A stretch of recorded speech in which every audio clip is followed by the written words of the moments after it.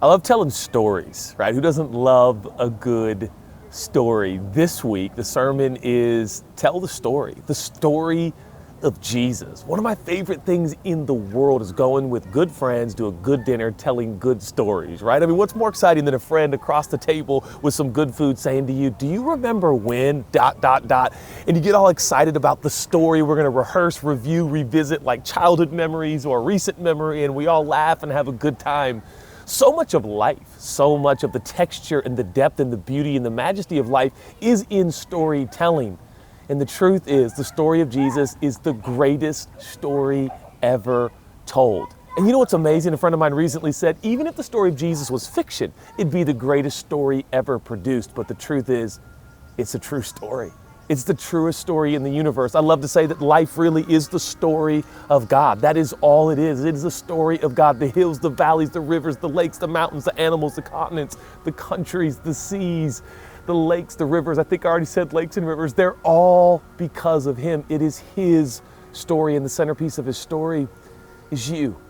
He is so in love with you. And I'm reminded today how imperative it is for us to practice telling the story of Jesus every day of our life. In fact, the Bible reminds us that when we do that, we make incredible power available to us. Revelation 19:10 says this: it is the testimony of Jesus that is the spirit of prophecy. Now that sounds incredibly ornate and complex and old world language, so to speak, like what's a spirit, what's prophecy, what's a testimony? Well, let me say it like this. In other words, when you tell the story of Jesus, it has a predictive quality to it. When you tell the story of Jesus, His death, burial, resurrection, and ascension, His 3.5-year life of ministry, His birth in Bethlehem, His sinless life, when you tell elements of His life, maybe not even the whole exhaustive story, you are predicting again. You are saying, God, this is who you are. This is what you do, and you can do it in me. You can do it for me. You can do it through me. So the testimony, the story of Jesus, is a spirit of prophecy. It's a way of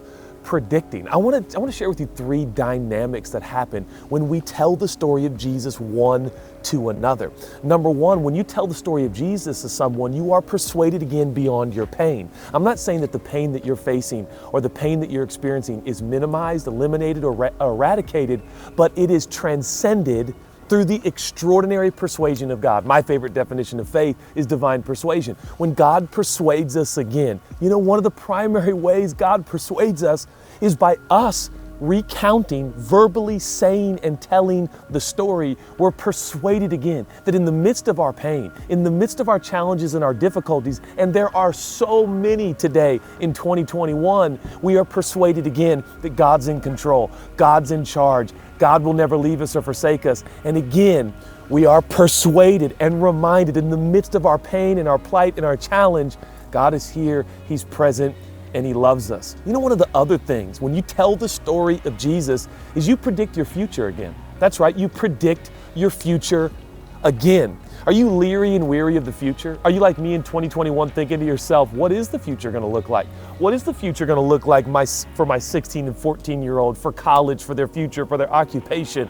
Is the world changing? Has it changed too much? Are we in too much pain, too much problems, too much strain?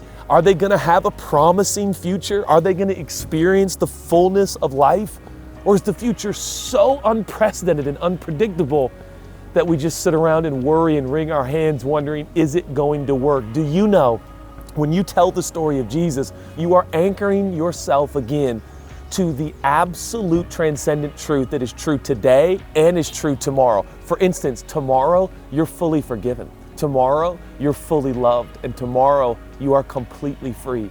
That you can bank on. And when you tell the story of Jesus, you're reminded He loves me. He has forgiven me, and He has set me free from things like shame and guilt so I can live in the fullness that life has to offer. And here's what I can guarantee. Tomorrow, you might not have a job. Tomorrow, that friend may not be there. That relationship might break down. But I can promise you this, when you tell the story of Jesus, you predict your tomorrow again, that in tomorrow, I'm going to be loved. In tomorrow, I'm going to be forgiven. In tomorrow, I'm going to be free, and God is going to be with me. And so there is such a stabilizing, even soberizing, if you will, if that's a word, I don't think it is, but we become sober again, and we get a proper perspective about our life when we tell the story of Jesus. And lastly, you plan that Jesus is going to direct your days and your future. You make this plan. I love that scripture in Proverbs says, man plans his way, but what does God do? God directs his steps. Which, in other words, the characteristics and nature of man is, I want to make plans and schedules in future and what I'm going to do, but in the moment, every single day, the director is there, God is there, and he is directing steps. Isn't it wild to consider that while man is obsessed with plans, God's just focused on the next step? And you know what's amazing about the story of Jesus is it brings everything into perspective, and all of a sudden, you're keenly aware of the director who's going to help you take the next step. Are you like me? Are you done planning? Are you so weary and tired and burned out and kind of overloaded and overwhelmed in the information age and the inundation of the injustices and pains and plights of humanity? Are you like me? You're like, I don't even want to plan anymore. I just want to survive. I just want to get through the day. I don't know what tomorrow's going to bring, but I hope I can get through it. I'm telling you, there's a greater lifestyle available to you through the person of Jesus and the story of Jesus. When we tell the story of Jesus, we're reminded again that in all of our plans, God's going to direct our steps. He's going to guide us, direct us, and lead us. So here's what I say. As you tell the story of Jesus, make grand plans. That's right, make big plans. Make your plans as big as you can. Make your intentions as big as they plan. Set your expectations high and believe that the director of the ages is going to be there. You can imagine a movie makes a plan, it makes a script, but it's the director that brings it to life. And oftentimes the director will go off script to bring depth and dimension to a story, and that is exactly what Jesus does. You make your plans, my friend, and God, the director, is going to be there, and I believe he's going to surprise you, and he's going to do exceedingly abundantly above all you can think, ask, or even imagine. And I end with this, Ephesians chapter 5, and one of those verses in there, it literally says that we are actually to use scripture to speak to one another, to sing to one another, even have spontaneous songs to one another about Jesus. What is that? That's telling the story, speaking the story, singing the story, declaring the story one to another. And when we do that, it has a predictive nature to it, and we get a sense of true eternal security. God is with us, and he's never going to leave us or forsake us.